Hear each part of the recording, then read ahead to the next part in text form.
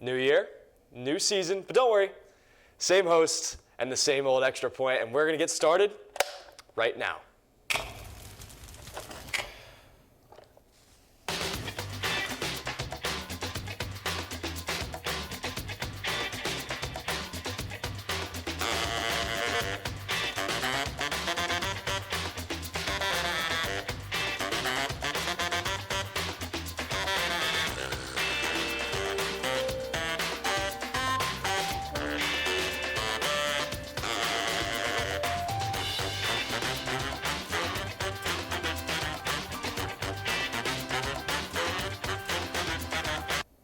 What's going on, everybody, and welcome back to another season and another year of The Extra Point. I'm your host, Griffin Barfield. I'm back for another year, and I'm beyond excited to get this thing going and start talking some more sports. Here with me today, I have three panelists, two the same, one new, which I'm very excited to hear what he has to say.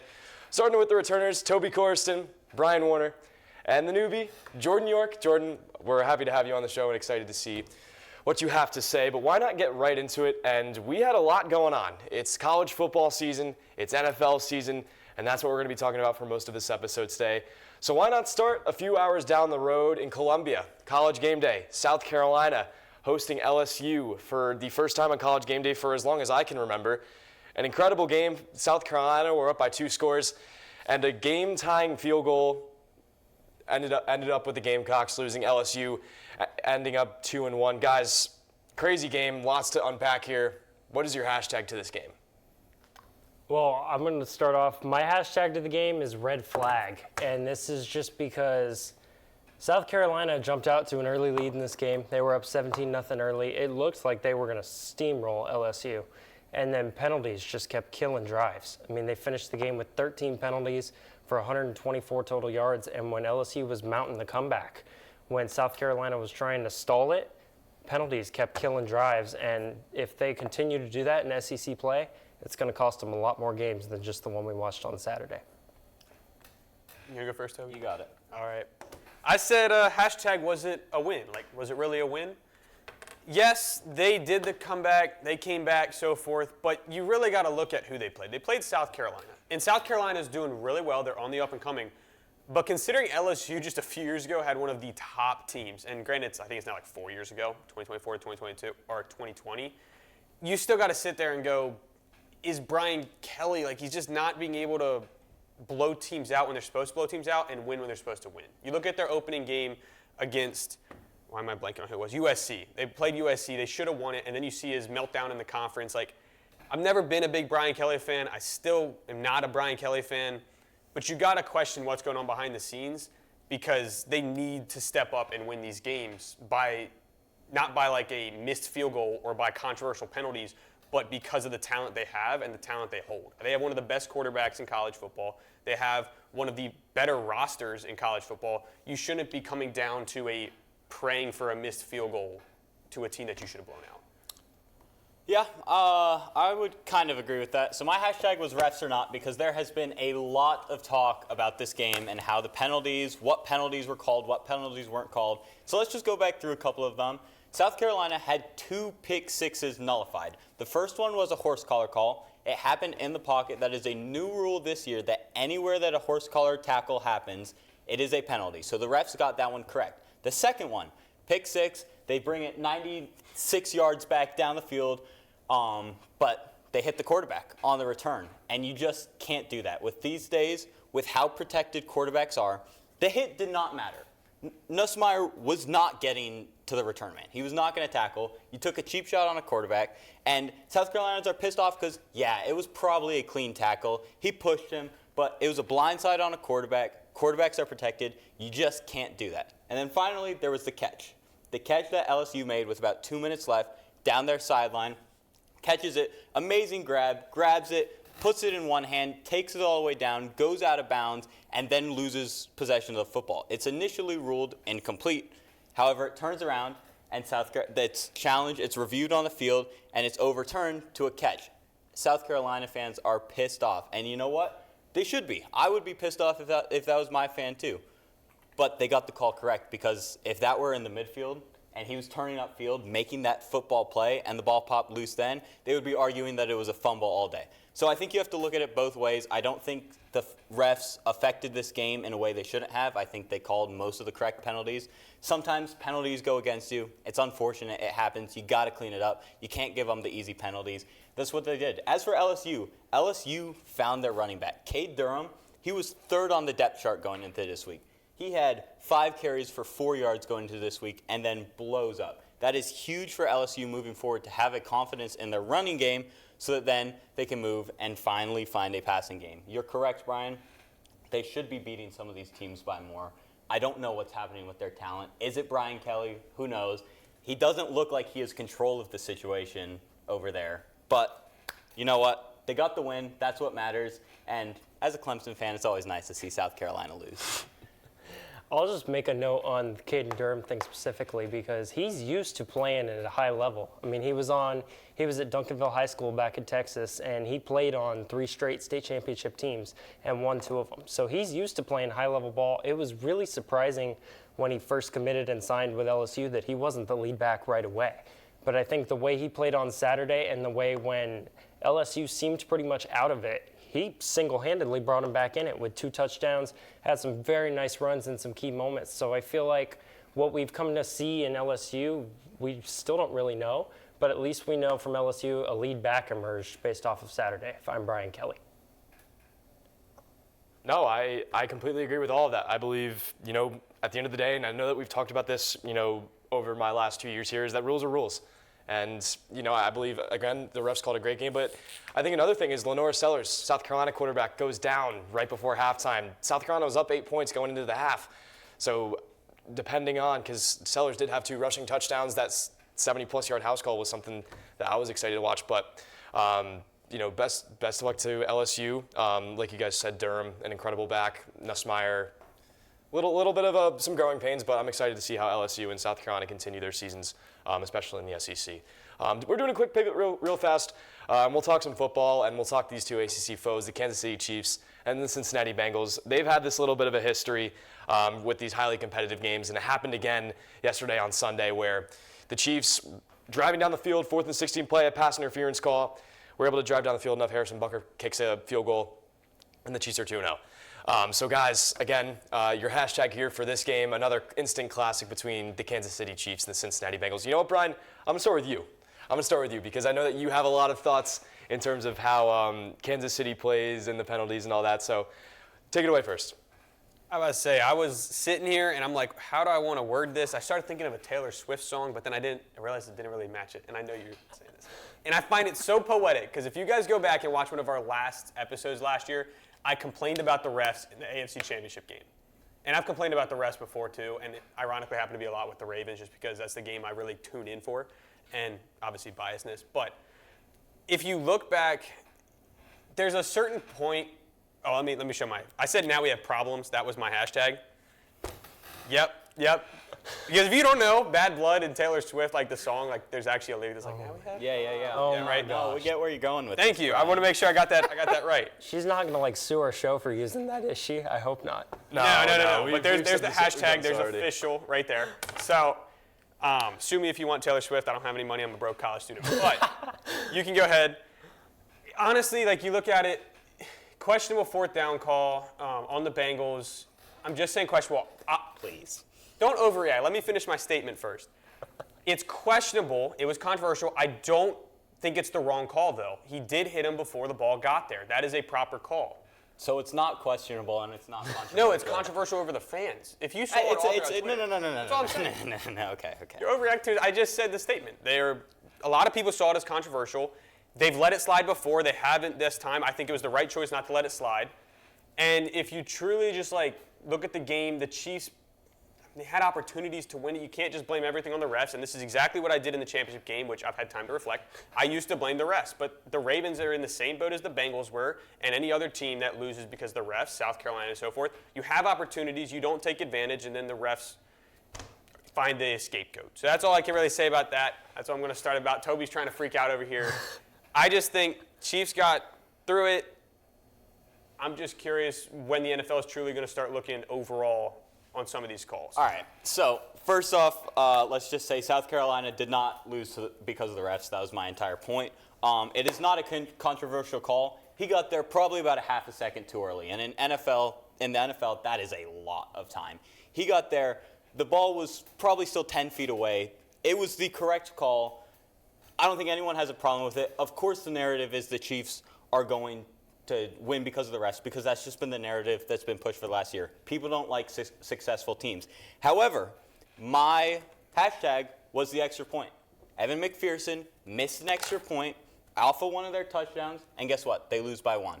Also, it's the name of the show. I thought you were doing it. I like that. I really did. But that's the difference in the game. It was a 1-point game. And you know what? The NFL has to be terrified of this Kansas City Chiefs team. Because in this game, it was Patrick Mahomes' worst game of his career. 151 passing yards, I believe. That is the lowest in his entire career besides one game when he got hurt against the Denver Broncos. Ever. And you know what? He threw 2 terrible interceptions. He threw them right to the defense, and they still found a way to beat the Bengals, who are, off to a rocky start, but a very, very good team. And so you have to look at that, and you just have to be terrified. Now, Isaiah Pacheco is out for 6 to 8 weeks. However, they're bringing back Kareem Hunt, so they're going to take a hit in the running game. Yes, that was just announced. Kareem Hunt is coming back to the Kansas City Chiefs. So they're going to take a little bit of a hit in the running game, but their offense is scary because last year they won the Super Bowl with a tight end. That's about it. Travis Kelce was their only weapon. And now they have 2 legitimate downfield threats in Rashee Rice, who's developed very well this offseason, and Xavier Worthy, who's the fastest guy in the NFL. They also have Marquise Brown. No, he's out for the year. He's out for the season. Is he still? He's out. I didn't even see He's that. out for the season. Yeah. So that hurts. But if they had him, terrifying. But that takes a lot of pressure off Travis Kelce. He can go back to being that kind of middle of the field, find the soft spot in the zone, pick up 13 yards. He becomes that guy again. He doesn't have to do everything. And the Chiefs, man, they're gonna three-peat. I think three-peat is a bold take, but my hashtag for this game was simple. Just keep winning. Because the Chiefs, they don't win pretty. Mahomes has not looked fantastic by any means in the first 2 games this season, and both their games have gone down to the wire. I mean, the Ravens game was down to a toe length in the end zone, and the Bengals game comes down to ultimately that pass interference call, which was legit, but then the field goal by Harrison Butker to win it. But the Chiefs just keep winning, and that's what successful teams do. That's why there's already conversations about the GOAT between Mahomes and Brady, because Mahomes keeps winning, and those conversations are provoked by guys that just keep winning. So they don't have to win pretty. They don't have to put up 45 points. They just have to win by 1. That's exactly what they did yesterday, and that's why they're winning championship rings, because they just keep winning. Yeah, you make a fair point. Those are 2 teams that they've beaten that are AFC Championship contenders. At the start of the season, if you told me that it was the Ravens and the Bengals in the AFC Championship, I wouldn't have thought twice about it. I would have been like, oh, somebody beat the Chiefs finally.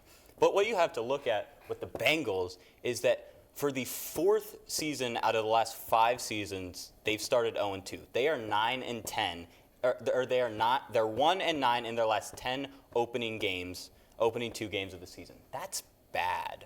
That's when you have to look at, they've had this talent for a long time now. Jamar Chase, now T. Higgins is out. He needs to get back to take some pressure off Jamar Chase. But they've had Joe Burrow, and that is not what you want to see. At some point, you have to take a look back internally and be like, hey, what are we doing in the offseason? What are we doing in training camp? In the Patriots game, their tackling was atrocious. It might have been one of the worst tackling performances I've ever seen out of an NFL team. So you have to take a step back and you have to look at the coaching, what's going on internally, and then go from there, because it's hard when you start 0-2. Only 10% of NFL teams that start 0-2 make the playoffs. That leaves the Ravens and the Bengals and a bunch of other guys, but those guys are not making the playoffs. Those teams are not making the playoffs. One of those teams is going to miss the playoffs statistically. That's not what you want to see. Those are 2 teams that are contenders, and now they both lost to the Chiefs.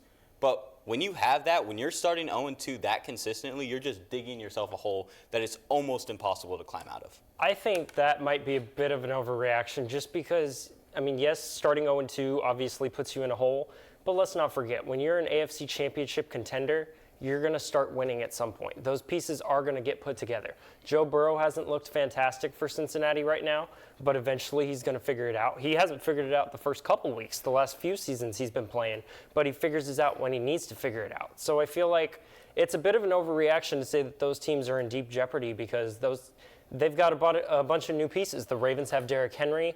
The Bengals finally have a healthy Joe Burrow because they didn't have that last season. So they're still trying to get used to having that many weapons and the people on their team. And I feel like trying to say they're in a hole just because they started 0-2, a bit much for teams like them. I mean, I'm just talking statistically. If 10% of NFL teams make the playoffs that start 0-2, that means one of those teams is missing the playoffs. It's going to happen. Yeah, but I think also when you start to look at teams that were 0-2, you look at teams that had top 5 picks in the draft. You don't see this many playoff teams start 0-2. If I'm correct, the Jaguars are 0-2. You also don't see many playoff teams lose to the Patriots.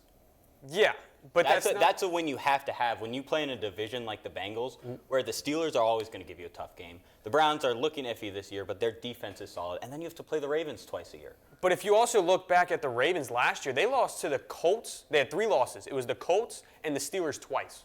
Those are their 3 losses. Actually, they may have had a 4th. I don't remember. So you don't want to lose other games. Correct. Like, you can't lose other games, but everyone's going to have a fluke loss. It just so happens that these teams are having it earlier in the season. Because the 49ers lost one, the Lions lost one. It was just a whole weekend of top teams that were in championship games or in the playoffs that just lost. I mean, it's just one of those weekends. So I 100% agree with you. The stats don't lie. It's going to be a 10% chance. Can these teams bounce back? I think they have the talent to. When is it going to click? Because if it waits too long, you've lost your opportunity. The AFC is too powerhouse, too top-heavy, and too deep for that matter, because you have probably like 10 teams that could argue for a playoff spot. It's going to be tough to fight, but I could see this year being a breaking of a mold, having 2, 3, 4 teams that start 0-2 make the playoffs. That's bold. That is bold. I mean, bold takes around here.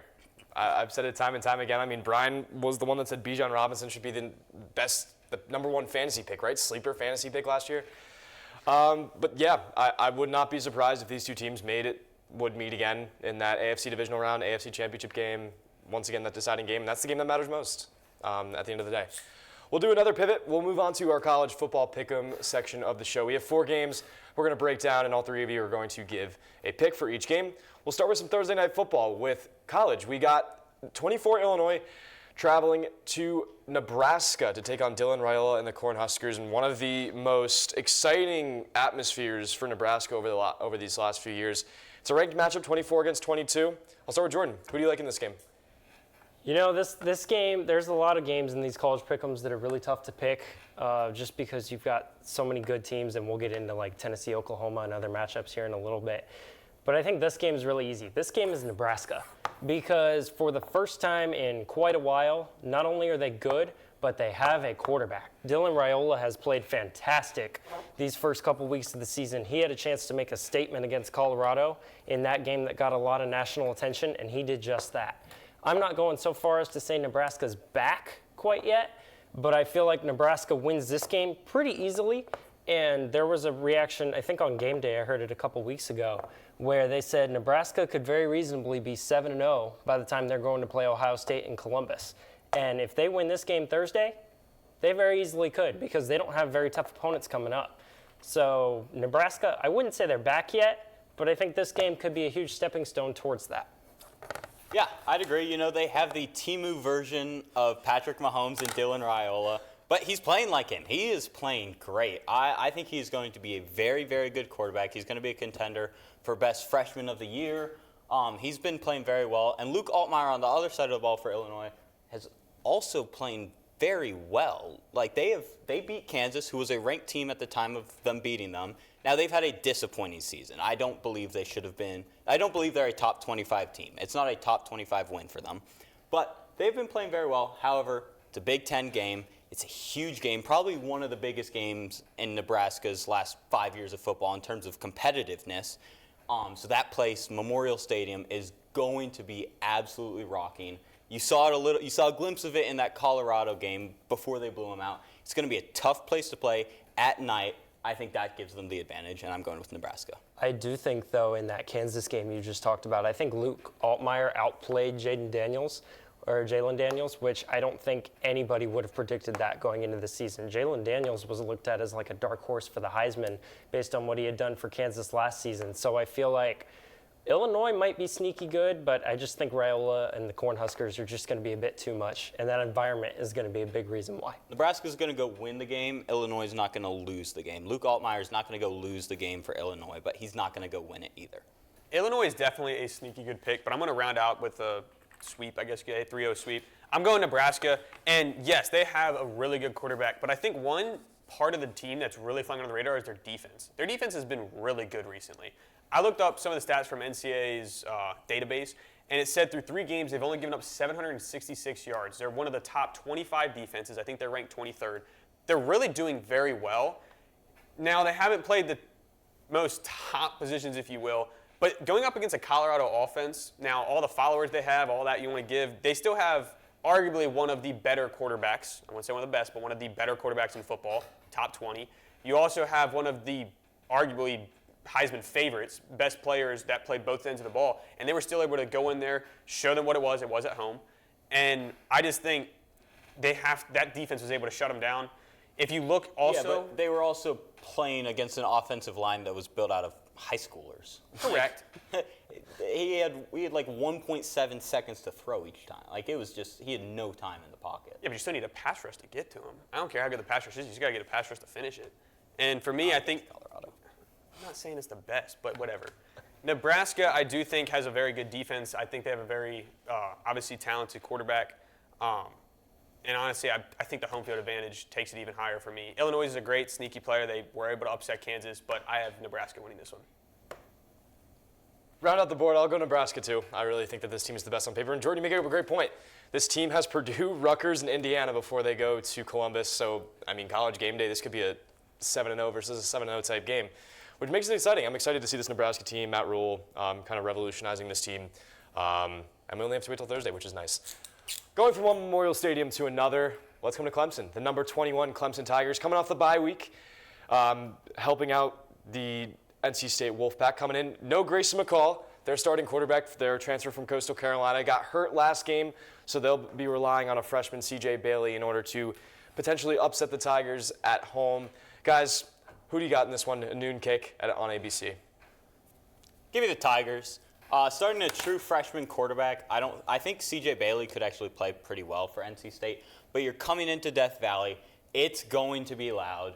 People know we lost to NC State last year. This is a little bit of a get-back game for the Tigers, and our defense is just going to overwhelm them. Clemson still has one of the best defenses in the country.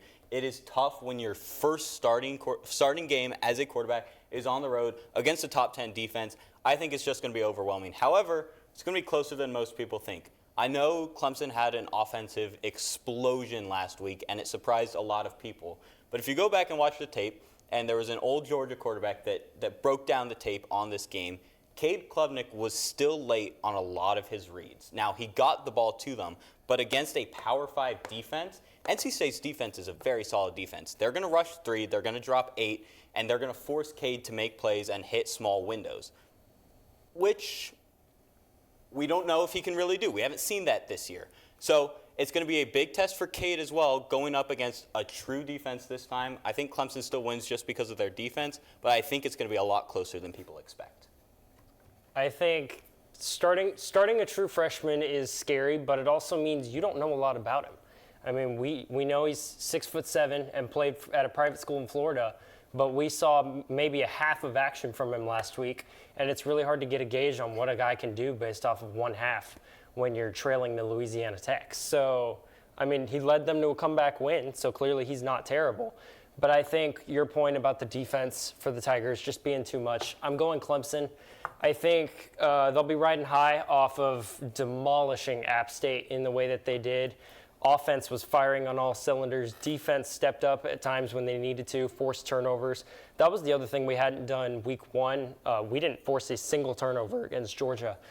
We came out, took the ball away a couple times against App State. I think turnovers are going to be key in this game because I think Dave Doran is a great coach for NC State. I think Dabo Swinney's a great coach for Clemson. I think it's going to come down to who loses the game, and I think the defense is more likely to take it for Clemson than the offense is to lose it. I'm just going to round it out, and I don't feel good about it because we're all picking Clemson, but I'm going to go Clemson. I mean, yes, if this was in NC State, I think it's a different story. I think it's 100% a different story. because Clemson's atmosphere is just so different, and Clemson's great. Don't get me wrong. They look great in App State. But you have to take into account that they haven't had a consistent offensive production in a while. And I just don't know if I can trust that. They didn't get their first, they did nothing against Georgia. And Georgia's number one, so forth. But then they come back, they go to App State, and they blow them out of the water. But App State's also not really in the Power 5. Now you're coming into NC State, it's kind of like the middle of the pack. They were ranked at the beginning of the year. They're still a pretty good team. They do have a freshman quarterback. I just think Clemson's going to be able to feast on that, and I think they're going to be able to feast on the energy in Death Valley. So I'm going to take Clemson, but I'm with Toby, where I just think it's going to be a lot closer than people think. No, I agree too. I think especially you're going from, a group of 5 team to an ACC school. It could be a little bit different adjustment to begin that ACC play, but I do think Clemson comes out of it as well. But yeah, moving on to that, we'll go to the Big Ten. Welcoming in Big Ten school USC, former Pac-12 team, playing in their first Big Ten game of the year, traveling to Ann Arbor, one of the toughest places to play in college football, and take on the reigning champions in Michigan, who have lost already this season. They got blown out by Texas at home. Guys, will it happen again, or will Michigan take over and open up Big Ten play with a win?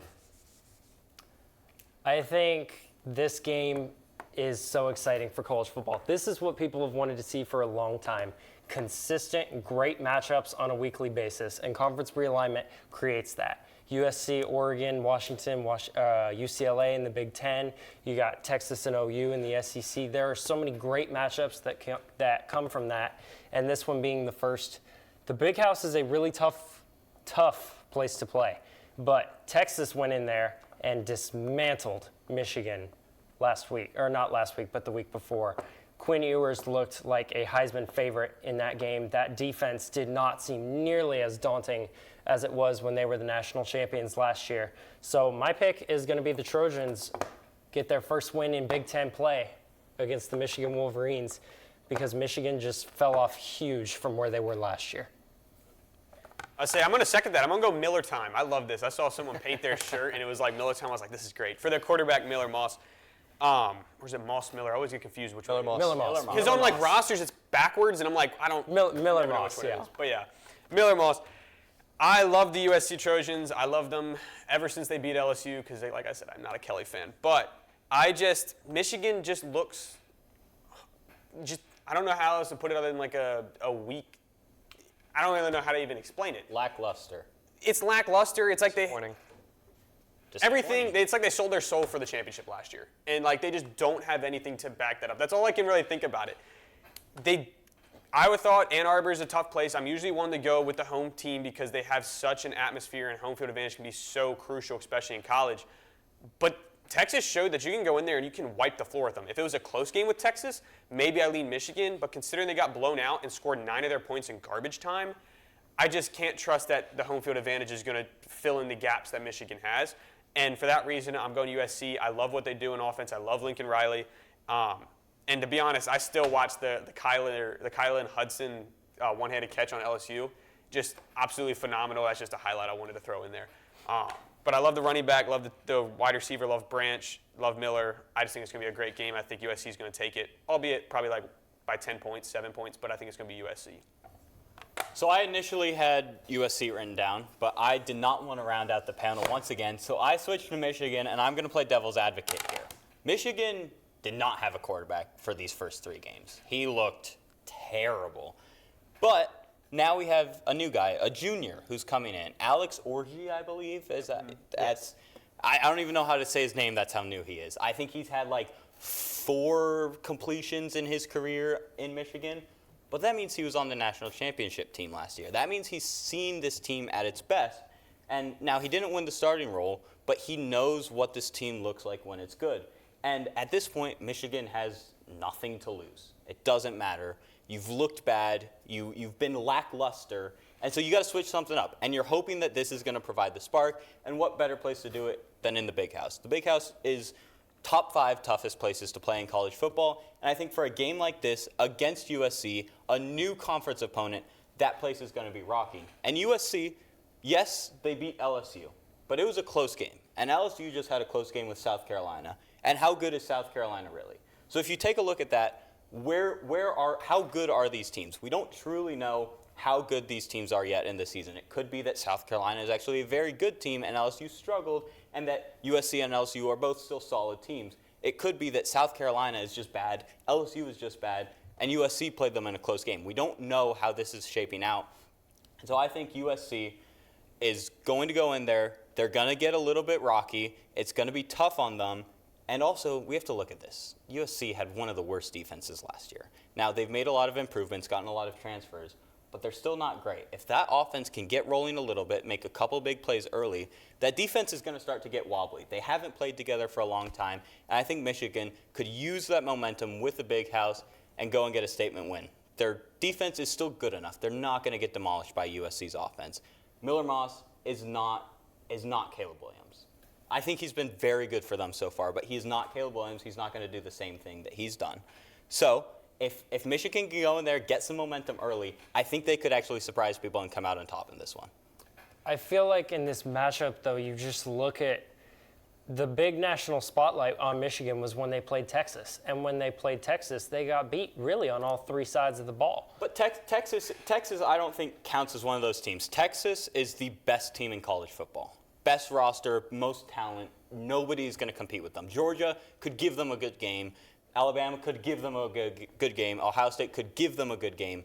But Texas is far and away better than just about every other team in college football because they have one of the very few established quarterbacks. I do think, though, that if you're going to sit there and compare who you've beaten to who, South Carolina would be above Georgia because South Carolina wiped the floor with Kentucky, and then Kentucky almost beat Georgia. So there's really, just because they played, they almost lost to LSU or they almost barely beat LSU, it was also the first week. A lot of teams are not prepared the first week. And then on another point when you were saying, obviously Miller's not Caleb. No one's going to be Caleb. Caleb was really good in college. But Orji, or however you pronounce his last name, is not going to be J.J. McCarthy. Just because he was on the team doesn't mean he's going to be good. There were plenty of Alabama quarterbacks that were on national championships, transferred away, and went to a team that probably had about the same amount of weapons as Michigan has and couldn't do anything on them. So I understand your point, but I think it's not going to be the same. It's not going to be like, oh, we throw a backup in there that has experience. Everything's going to click back in place. I think it's going to be a little bit bigger than that. No, I fully agree. My point with who they've played is that we just don't know how good any of these teams are yet. Obviously, Michigan got destroyed by Texas, but Clemson also got destroyed by Georgia and then went and destroyed App State. So, there's some give and take with where these teams are, especially early in the year. And then on the take about the quarterback situation, no, he's not going to go be J.J. McCarthy, but when you need a spark, sometimes just something a little bit new will give that to you. He's going to play, hopefully, he's going to play fearless out there because he has nothing to lose, and that's what the coaches need to instill on him, that he's got nothing to lose. He's going out there to try and be a new spark, and if he is that new spark, we don't know what this team could look like, which is why they could go out there and surprise USC. Here's the thing, though. We're talking about Orji and everything, that new spark for Michigan. What happened to their run game?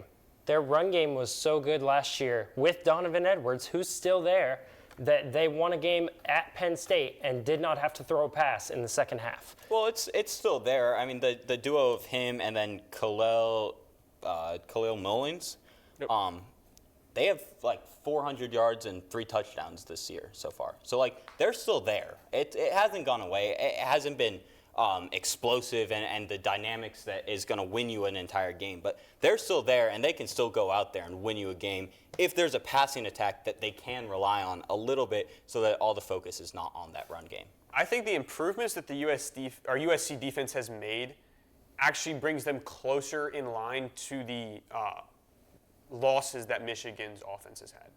So Michigan's offense was really good last year. I mean, obviously in the championship game, I believe McCarthy went 13 for 18, or it was like let's not go extreme. But Michigan lost a lot. They lost Roman Wilson. They lost Blake Corum. They lost a few offensive linemen. They obviously lost their starting quarterback.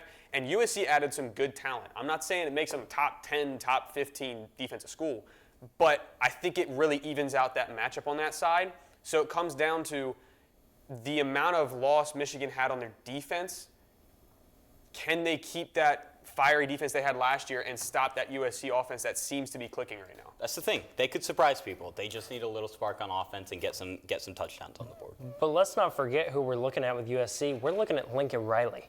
That's a guy who's coached probably 4 top 20 college quarterbacks. Yeah, but If you that's consider also Baker a guy Mayfield, who went Kyler Murray. 9-3 with a Heisman winner. So but he develops quarterbacks, Well, no, and in this fairness, case, when we're talking about Miller Moss, you got to go into the big house and win a big game. Your quarterback's how you're going to do it, and Lincoln Riley is known for developing great quarterbacks. And I think Moss could have a really good showing in this game. He absolutely could, but he also could stumble. He hasn't been in this situation before. We don't know what he performs like under pressure, and I think Again, I had USC written down before this, but You're just trying to make it interesting. Michigan could absolutely surprise people right here when everyone has already counted them out of this game. No, I agree. I think Michigan have the potential to beat USC. I picked USC. I just haven't seen it from Michigan. I thought you were going to see it against Texas, maybe that rushing attack, that balanced attack that you saw with Blake Corum, Donovan Edwards. Didn't really see that, and I'm kind of losing hope. Alex Orji, yes. But he was a backup, kind of the speed read option quarterback, because he played a lot last year too. He was always in the backfield. That game will be fun. It's exciting to see how USC will fare in their first game in the Big Ten.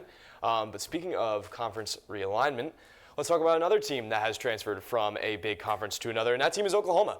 15th in the country, they'll be hosting the number 6 Tennessee Volunteers in Norman. That should be the fun one. It's game of the week in my opinion. And guys, to round out Oklahoma's first SEC game, will it be a win or a loss? Jordan, take it away. Jackson Arnold for Oklahoma, he's the guy this year for them. And he has not played like the guy. And when you're looking at the quarterback across from him, who's a freshman, who we're still learning how to say his name, Nico Iamaleava, I believe. Close enough. I think it's That's close good. That enough. works. That's good. I think Tennessee showed a lot when they went in Charlotte in hostile territory against NC State and demolished them. And again, it's week 2, hard to tell who's really good. Nobody's really set themselves apart yet. Even Georgia only beat Kentucky by 1 last week. So there really isn't a clear favorite right now. You could argue Texas, but I mean, we haven't seen them in the SEC, but that's a whole nother debate. But I think Jackson Arnold isn't enough for Oklahoma, and I've got the real UT. Sorry, Texas. Tennessee's winning this one. Yeah, this is the ultimate clash of old SEC guard versus newbies. It's the old powerhouse. It's the original founder versus this newcomer who doesn't know that it means more yet. Does he know that who knows? But again, I have UT as well. I think that their rushing attack is actually what's going to separate them. Jackson Arnold's been kind of slinging it this year. He's been playing pretty well for them. He hasn't blown anybody away, but he's been a very, very above average quarterback for Oklahoma this far.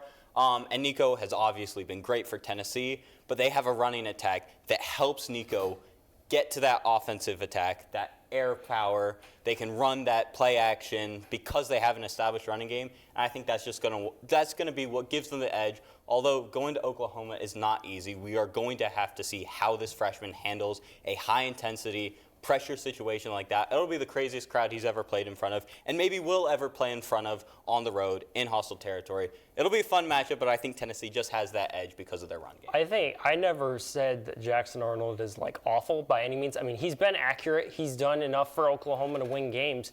But you look at Oklahoma last Saturday, Tulane almost came back. Oklahoma was up big in that game, and Tulane got a couple scores and made it kind of interesting toward the end. And then Arnold did put it away. But Tulane and Tennessee, I feel like, are 2 different breeds. Tennessee's been firing on all cylinders. They had a 51-10 win. They had a 71-0 win. I just feel like Tennessee is too explosive, and Oklahoma's just not going to be able to keep up. See, I had Tennessee. I'm not going to try and just switch it up this round just because I couldn't even try and argue for Oklahoma. I mean, I guess you could, but Oklahoma, I was actually about to say exactly what you said, Jordan. They were up 21-0 against Tulane going in the second quarter, or halfway through the second quarter, and then they ended up giving up 6 points and got outscored 13-19 in the final half of the game. Oklahoma's good. I think the beginning of the game is going to be close because remember the Tennessee 51-10 blowout? It was close for the first half of the game. It was about 10-10 with NC State until the quarterback got hurt, and then Tennessee just took over and exploded. Oklahoma, on the other hand, comes out firing quicker, and then they don't tend to finish as strongly. So for me, I think it's really going to come down to that second half of the game, and I just think Tennessee will have a lot more stamina and a lot more burst in that second half than Oklahoma will, and I think Tennessee will end up taking it. So with what you're saying, I completely understand what you're saying, but this Oklahoma defense is going to be the best defense that Nico has seen thus far. If they get him uncomfortable in the pocket, who knows what could happen with him? He could completely shut down. Their offense could sputter and not start up again because they haven't been in this environment. It is going to be a loud environment. It's going to be the toughest place they play. And I think that if you get them off track a little bit, they're not going to know what to do because they have not seen any adversity this year. That 51-10 win, they started off a little bit slow, but then they pulled away. They haven't seen that adversity. They haven't been in that close game situation. And Nico has never been in it in his career, so we don't know how he's going to respond to that. That's the only trouble that I see. I don't think it's a guarantee. I think there is a huge case for Oklahoma here. They are still a top 15 team in the country. We're just going to have to see if Nico can play like Nico has played. I think when it comes to this game, considering game day's going in Norman, and there's so much of a national spotlight on this game, it's ABC primetime, it's the game everybody's going to be watching. This is a crossroads for Brent Venables because he left Clemson, went to Oklahoma, and he has not lived up to the Sooner standard that Lincoln Riley, Bob Stoops, the guys that came before him set. So I feel like when this is your first chance in the national spotlight going into a new conference against a really good team, because let's not kid ourselves, Tennessee could be a contender. I mean, there's not divisions anymore, but they will be a top team in the SEC. So I think this game is a crossroads for Brent Venables. If Oklahoma comes out well and even wins this game, things are looking good in Norman. But if they come out flat and Tennessee stomps a mud hole through them, Brent Venables might have his last year in Norman. And I do think your point about Nico, yes, he can go into this big game, and it's probably going to sputter a little bit. But he did have one game last year, and that's what I was looking up over here. In the postseason, he ended up playing Iowa, and Tennessee was going on to win 35-0. He'd throw for 151 yards and a touchdown. So I think he has some of the experience. Does he have the home field experience, though, like the away feel, where you're going into someone else's home and not just a bowl game? I don't think he's really experienced that yet. But I think no matter how much they sputter, I think the defense can hold off the Oklahoma offense enough where Tennessee can still fight back and win it. That's where I'm looking at it. I don't know if Nico's going to be like, all of a sudden he gets sacked and throws a pick in within the first 3 or 4 drives, and he's just going to fall off the entire game. I don't see that happening with Nico. But I do think it's a great. We just don't know. I think if they weather the storm, that's what Tennessee needs to focus on. There's going to be a lot of emotion in Norman.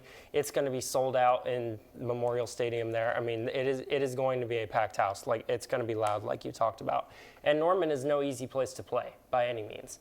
But when it comes to coming in there on the road as the favorite, just weather the storm. Because if they can get that crowd to quiet down just a little bit and Nico gets comfortable, it could turn ugly in a hurry. We just don't know. No, you don't. And Toby explained my point. I have Oklahoma winning this game. I really do. I really think that Nico's going to be a little bit shaky going into that. And it makes perfect sense. He has to play Alabama and he has to play Georgia. And I think that will make him a better quarterback. I think this is a slip up. That's my take. But we'll move on to the NFL. For the sake of time, I am going to take out the first game, the Bears-Colts game. So we only have 2 games talking about today. The first one we will go into. 2 teams that 1-1 in the NFC. On one hand, it's the Detroit Lions, who, coming off that NFC Championship berth, not looking great last week against Tampa Bay, especially at home. And they're traveling to Phoenix, Arizona to take on a Cardinals team that just blew out the Rams. And they gave the Bills a run for their money week 1. So an interesting match between these 2 teams. Guys, who comes out with this one? Give me the Cardinals. The connection between Kyler Murray and Marvin Harrison is terrifying. And I mean terrifying. If Kyler Murray can stay healthy and keep making plays like he's making, running around, scrambling, which is what he's known for, that is why the Cardinals drafted him, and then find Marvin Harrison downfield, that is exactly what they need. That's the spark in their offense, and they have other pieces that they can work with. And then their defense has also played very solid. Now, what they have to do is they have to block Aiden Hutchinson. He had 4.5 sacks last weekend. That's unheard of. And 3 of them were in the first quarter. It's unheard of. It's unbelievable. He's one of the best rushers in the NFL.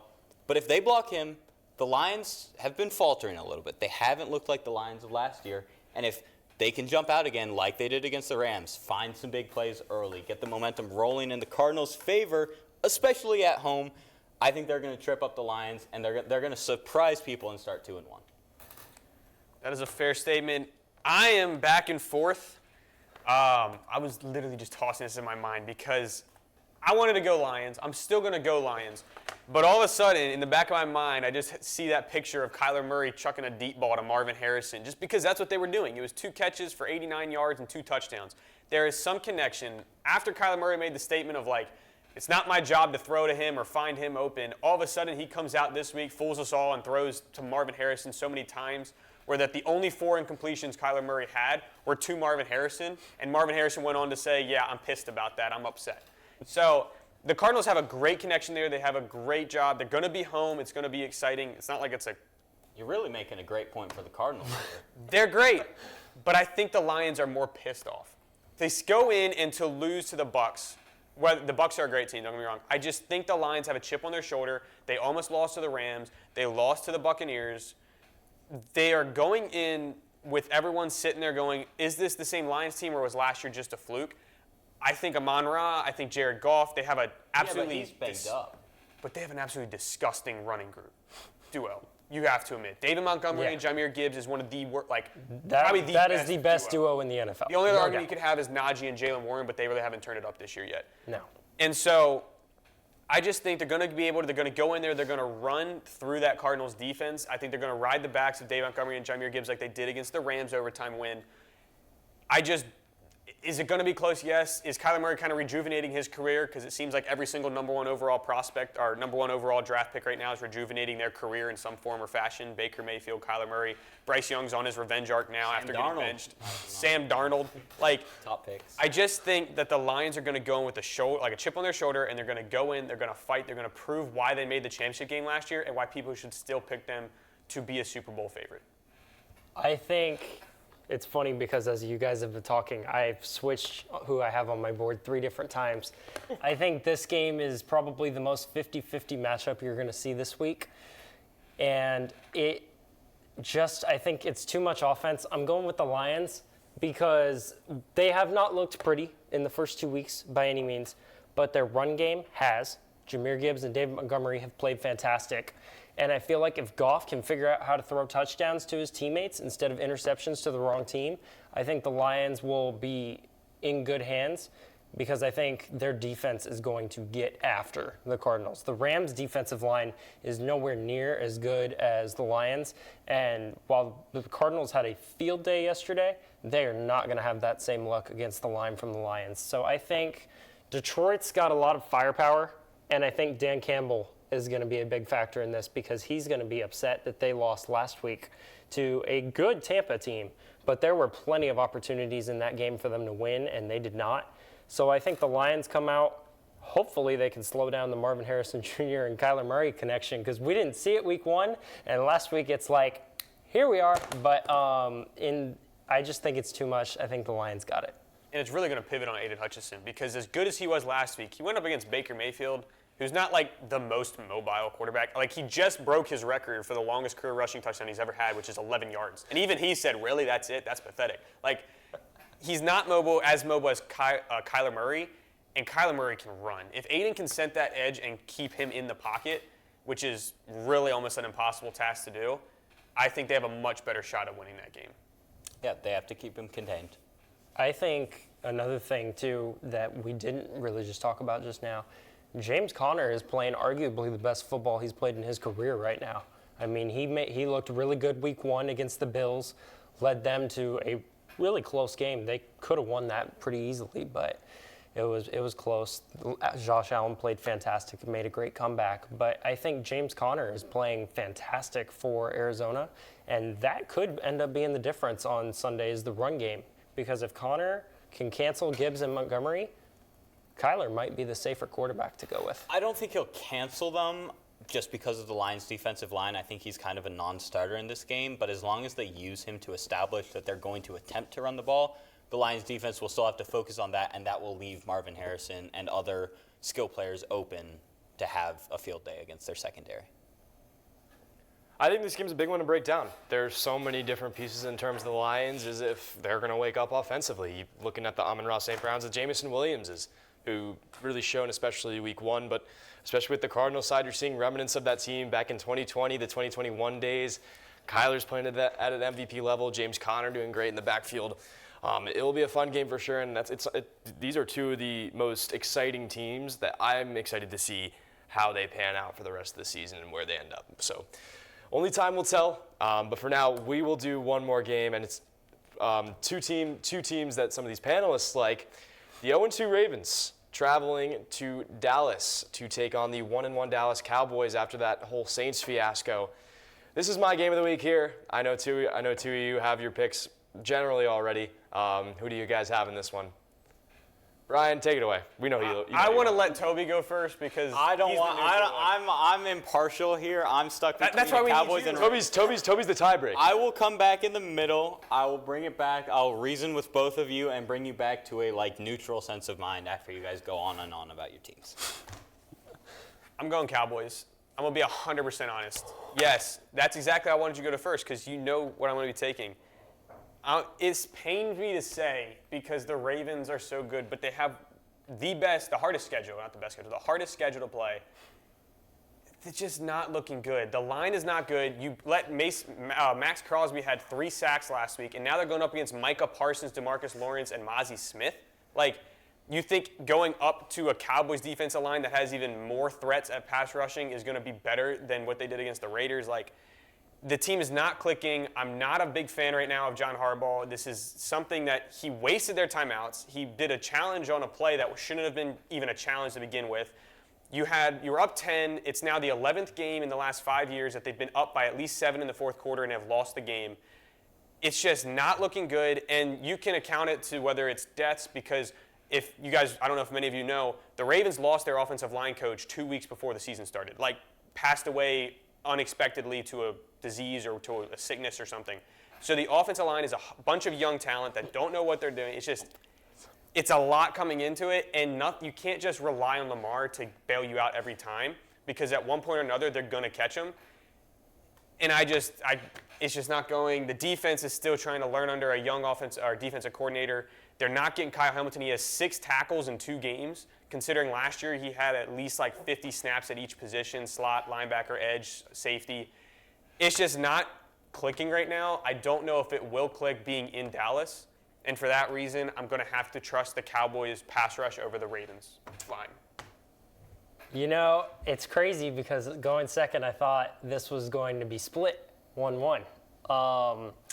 And everything in my soul is telling me to take the Ravens because Dallas looked awful against the run this past week. Kamara had a field day, almost like 2021 Christmas against us. And I feel like Dallas has always had trouble defending teams that either run the West Coast offense, like San Francisco, like New Orleans brought in the coordinator and they ran exactly that, or teams that can run the ball like crazy. And the Ravens could do that. They've got the best running quarterback in football. And their run game itself isn't terrible. But how about them Cowboys? Because I think home, it's crazy because last year home was like the edge for us. We won games when we played at home. This year it did not look like that on Sunday. But I think it's more so just from my fandom. I cannot pick against Dallas and have it in good conscience. I would not be at all surprised if the Ravens come in and dominate just like the Saints did. They could run that exact same game plan, and they wouldn't. We can't do anything about it because San Francisco does it, New Orleans does it. The Packers did it in the playoffs when I got more "how about them Cowboys" texts than I ever have in my life. And I just feel like while everything in me says take the Ravens and take them to cover, I can't do that. I got to pick the Cowboys. Yeah. Surprisingly, I'm the voice of reason here and picking the Ravens so that we don't round out the panel. Like you were saying, the Ravens can run a very similar style offense to what the Saints did. The question is, will they do that? Are they going to adapt to what the Cowboys are giving them? Because the weakness in the Cowboys is the spine of their defense. It's up the middle. Yes, they have Micah Parsons, but that D-line has not been good this year. It has not stopped the run. It hasn't even had that good of a pass rush so far. And their linebackers have not been good either. So if you attack that central part of the defense, that is where the Ravens can have success. And if you have Derrick Henry, who can attack that middle of the field, and if you let him, this be one of his games where he's off a snap count, where he isn't like just running 20 plays. If you let him be on the field for 35 plays in the game, and you let him just run up the middle, that's where they're going to find success. And if they do that, if they adapt to that, they'll win this game because the Cowboys just cannot stop that. And then you have Lamar Jackson. You can use that. He can pull a ball. He can still sling it. You can use him in dynamic ways. But if you focus heavily on that run game against the spine of the Cowboys' defense, that's where they're going to have success. And the Ravens' defense is still good. It is still a solid defense. And the Cowboys' offense did not look good last week. Is CeeDee Lamb banged up? He was in the game. He was in the game. I think he's going to be good to go. They said day to day. So I don't think he'll be out for the game. But if he's not 100%, then you have to look other places. You have to look at Brandon Cooks. You have to look at those guys. And hopefully somebody comes up with a play. And they didn't do that against the Saints. They just looked terrible. I think the reason that the Baltimore Ravens are 0-2 is because they are not using Derrick Henry the way teams should use Derrick Henry. There is a reason he was King Henry at Tennessee and ran for 2,000 yards a season. It's because he's that good. I mean, he can stiff arm anybody that gets in his way. If you give him the ball and let him run, he can take you anywhere. So I feel like that is why the Ravens are 0-2. And if they don't use him this week, when the Saints just gave you the blueprint for how to use him, they're going to be 0-3. But if you give him the ball and just say, go be King Henry, the Ravens will win this game and it will be ugly. And before the Ravens fan responds, yes, exactly. The problem is he's not the King Henry he was in Tennessee. He's a lot older. So they do have to have that snap limit on him at some point. But this is one of those games that they have to take it off of him and let him run. But that's what scares me because they played, you look at the last two they've played, the Chiefs are still not one of the top half teams against the run. And yet they don't run the ball. Championship game, they ran it like, I think at best 10 times. So they bring in Derrick Henry. Everyone's thinking they're going to run. And then after the Chiefs game, when Derrick Henry has 47 yards on 11 carries, they ask Harbaugh, they go, hey, why is Derrick Henry not giving the ball? And he goes, we didn't sign him here so that he could have 30 carries a season. That's his exact words. He's saying we're not going to run it through him. So then he comes out Sunday and he gets 18 carries, but only averages 3 yards a carry on 8.4 because the offensive line can't block. Everyone looks great in front of a traffic cone. And the reason why I say that is because you can have like the best pass rushing moves in front of a team that can't block. The Ravens offensive line literally cannot block traffic cones right now. Their guards can't, and it's scary. We saw it last year. Even their line last year wasn't, I think it was overrated a little bit because Lamar can escape those sacks. Those would-be sacks that would be highlights on the defense turn into highlights on the offense because Lamar can escape them. And now that's become even more evident with the lack of production at the guards. And even John Harbaugh himself said, we wanted this guard thing figured out by the first week of the training camp. And now we're 3 weeks in, and we still have a debate on who's even right and left guard. It's not looking good. Left tackle's actually looking decent for once. Ronnie Stanley's been off because of injuries. He's finally looking better. Tyler Linderbaum's looking pretty good as he can right there, being the sole guy that's actually accountable for, or like consistent in the middle. I just don't trust how the Cowboys looked in the previous games. I trust their line to show up more on Sunday in Dallas than the Ravens to stop them and their offensive line to show up. My final thing is the Ravens just have to win a game at some point. They're a good enough team that they will win a game at some point. Nobody thought they would start 0-2. So I think just by the law of averages, they're going to pick up this win here. Because they're that good, they have to win a game at some point. Now it is a tough matchup. But I think with all of these things, the Ravens are finally due to get that win. I think my last point here is that the Saints held Micah Parsons to 2 pressures and 2 tackles on Sunday. If your line can hold up to do that on Sunday, you will win, and it will be just as ugly as the game I watched on Sunday. But if Micah Parsons gets home free, then it's going to be more interesting. That's what I'm nervous, because if you actually watch some of this, and I know we're like rattling along, this has been a long episode, but like if you look back at some of the like defensive tapes, I think was it Brian Baldswinger, I think is his name, who's on NFL Network. He looked back at a tape of Max Crosby, and they literally pick out who they want on the Ravens line. Like you're literally at a buffet, and you're just like, this looks delicious. Let me attack this guy, and then I'm just going to get to Lamar right through there. I mean, it is literally scary just how bad this is. And they have 3 young people. And I think what really makes it even worse is that loss of your coach. No one realizes how much a loss of a coach can be. And with how good Joe, I believe his last name is pronounced like Diasegalo or something. I don't remember exactly how to say it, and I butcher his name. But he was such an impact in that room, in that locker room, in the organization. And to lose him 2 weeks before you start with a whole new offensive line, it's just really tough on a team. And then you lose Jacoby Jones on top of that a week before. They've been through a lot. They've lost a lot in the last 3 or 4 years. I could run off a list, but I'm not going to. It's just going to be interesting to see how they come out against Dallas. Right now, I've kind of stopped rooting for them because the last few times I've rooted for them against the Chiefs and all, it just has not been good. Thought they were going to beat the Chiefs the last 2 times, neither time they have. So I'm just going to stick with the Cowboys for now. Hopefully I'm proven wrong. Maybe it's a reverse type psychology, but right now I'm going Cowboys. Again, this is kind of like a Clash of the Titans type deal. I mean, obviously these two go into seasons pretty frequently being, Super Bowl or bust, or, NFC, AFC championship or bust. So it will be interesting to see how these teams bounce back, especially with both being on a loss and who comes out with this one. Anywho, that's going to do it for this long episode of The Extra Point. Special thank you to Tigervision to getting this all back up again. It's really good to be back, and I'm glad to hear what all y'all have to say. But for myself, I'm Griffin Barfield.